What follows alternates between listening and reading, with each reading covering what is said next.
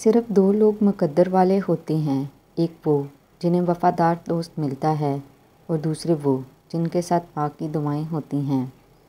عقل مند بوڑھا ہوتا ہے تو اس کی عقل جوان ہو جاتی ہے، اور جب جاہل بوڑھا ہوتا ہے تو اس کی جہالت جوان ہوتی ہے۔ دنیا میں سب سے مشکل کام اپنی اصلاح کرنا ہے اور سب سے آسان کام دوسرے پر تنقید کرنا ہے۔ زندگی استاد سے زیادہ سخت ہوتی ہے۔ استاد سبق دے کر امتحان لیتا ہے اور زندگی امتحان لے کر سبق دیتی ہے۔ کسی کا دل توڑنے سے پہلے یہ بات ضرور سوچیں کہ بندے کی معافی بندہ ہی دیتا ہے، خدا نہیں۔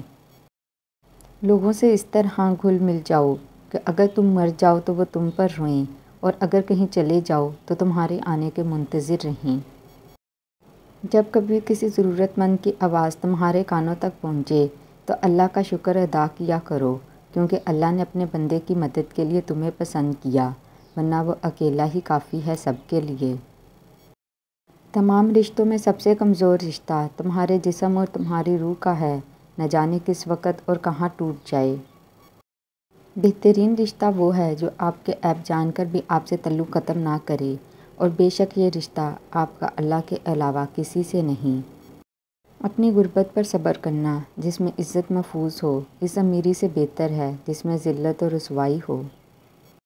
اگر میری زندگی میں دکھ نہ ہوتے تو میں اپنے رب کے ساتھ دعا کا رشتہ کیسے نبھاتا۔